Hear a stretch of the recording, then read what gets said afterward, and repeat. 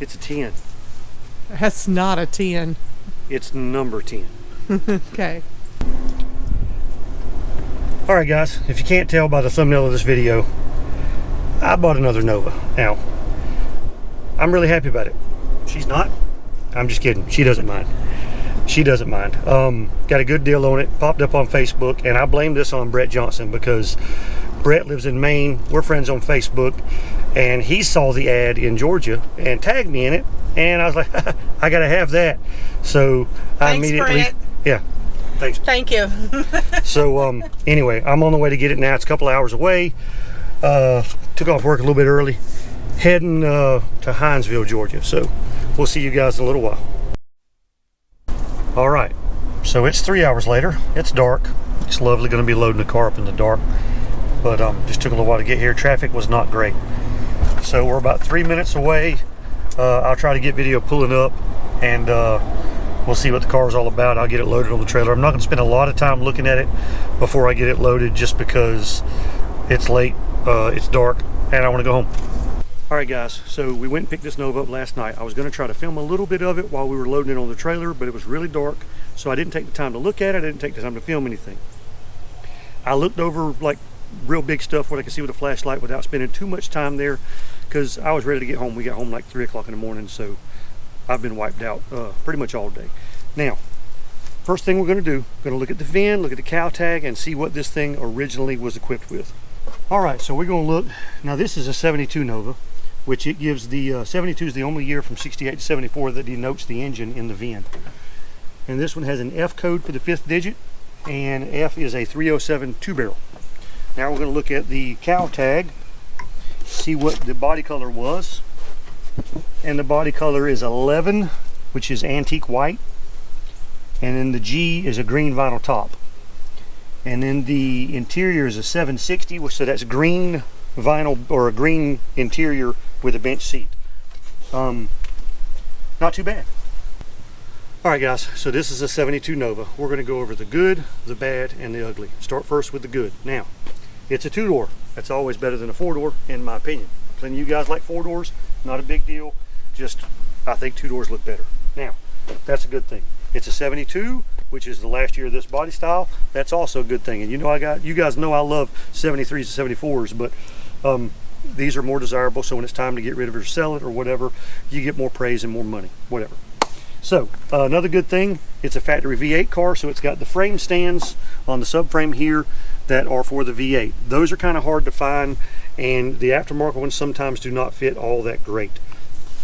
Another good thing, first thing I noticed when I saw this thing for sale, power brake booster. Now, they did make cars with power drum brakes, but when you see one of these, it's usually on power disc, and it does have the disc. Now, since I've already got disc brakes on here, it's going to need new calipers, new hoses, probably new rotors and bearings and stuff, but that's pretty easy. That's pretty simple stuff, and it's way cheaper than buying a disc brake upgrade kit for a drum car.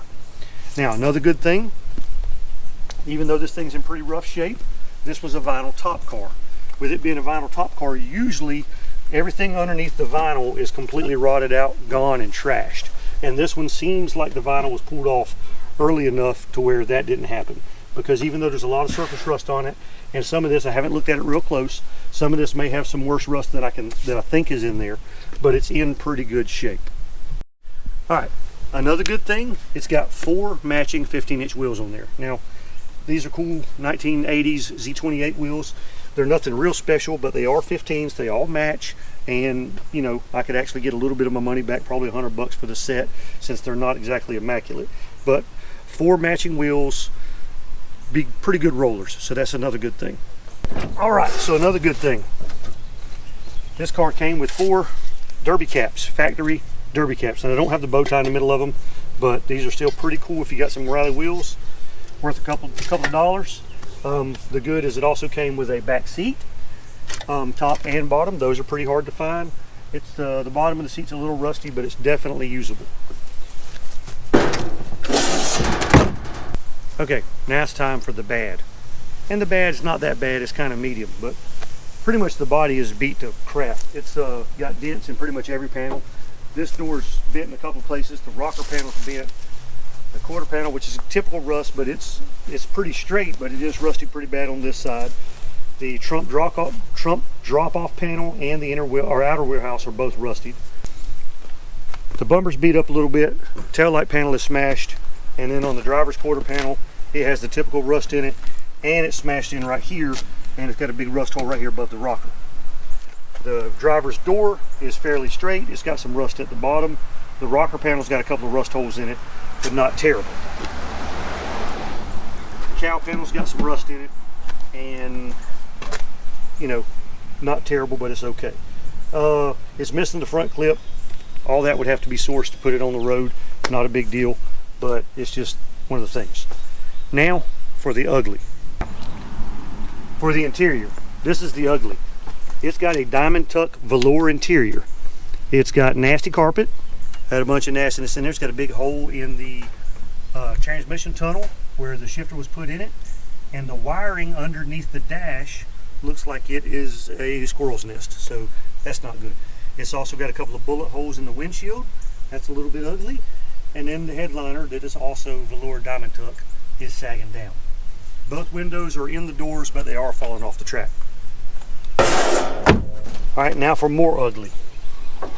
The trunk is in pretty rough shape. Taillight panel, like I said, it's bad, it's junk, but that's pretty normal on these. The big metal panel in the back behind the seat has a large portion of it's been cut out, and a piece of wood for a speaker cabinet has been put in there. I'm not sure how well the camera's going to focus on that with it being dark, but you can see, now I can see some metal in there, the metal's on the sides. I'm not sure how much of that has been cut out, but that's kind of ugly. The trunk pan is pretty much junk all over. So both tops of the sides and the whole middle is junk. And underneath the radiator, it just gets worse. I do have a couple of hinges in here though, so that's okay. Also ugly, the giant gaping rust holes in the deck lid. That's no good either. The dash is pretty rusty, and that's pretty ugly. All right, the door hinges got a tiny bit of slop in them. Nothing I can't fix, but we'll make it happen. I don't know what I did to disturb the smell in here, but it's awful. Now, one good thing about this thing that I forgot to mention, I'm hoping it's got all the headliner brackets all the way around the top. Hopefully they're still in there underneath all this nastiness. Another ugly thing, your little bolt-on drip rail that goes on the front right here, these are bolt-on. They're pretty much rusted away. Looks like the metal underneath them is okay, and you can still see some of the green vinyl top right here.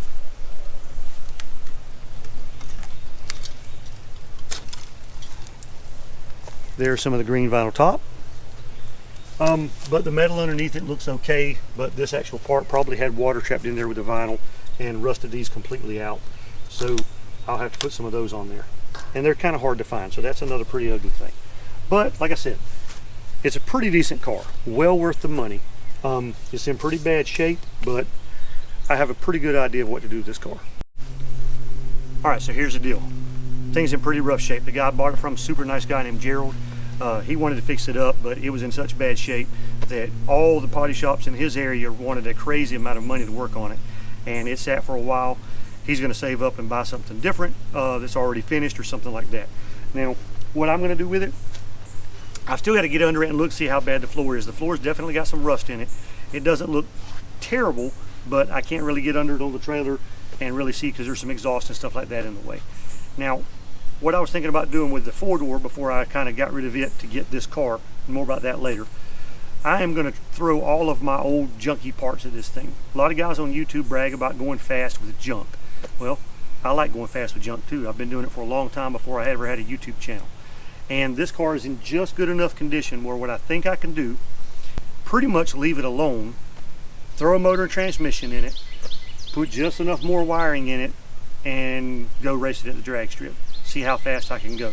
Now I'm going to leave it pretty much like it is, completely natural state like it is. And I like naturally aspirated engines, no nitrous, no turbos, no blowers, and this thing is a disaster. So I think we're going to call this car the Natural Disaster. It looks like it's been in one. So it's I think it's fitting, and we're going to have some fun with this. Now I'm not really going to try to stick to a budget. I've got a bunch of parts laying around that I've had for years and years and years. Most of them are wore out and probably outdated, but I think we can have some fun with it. And if I blow it up, if I put an engine together and blow it up, well, we'll just stick another engine together and stick it in there until we go fast. And we'll see how fast we can go with a pile of junk car, a pile of junk engine parts, transmission parts, and all that stuff, and all the typical stuff that nobody wants to use anymore, says is outdated. I've got some pretty good vintage speed stuff that I'm going to try to use on this car, and we're going to have a good time with it. Now, I'm still working on the Budget Nova. It's almost done, so as soon as I get through with it, I'm going to jump on this one. Now, there might be a video or two on this one before I get started back on the Budget Nova again, just because having to wait on parts and time and all that stuff. So if I've got some downtime, I'll jump on this. And honestly, you can get burnt out on one car pretty quick. So something like this kind of keeps your juices flowing. Anyway, subscribe, like the video, please. Leave a comment. Tell me what you think about this pile I just bought. Gonna have a lot of fun with it, and appreciate you guys watching. We'll see you next video.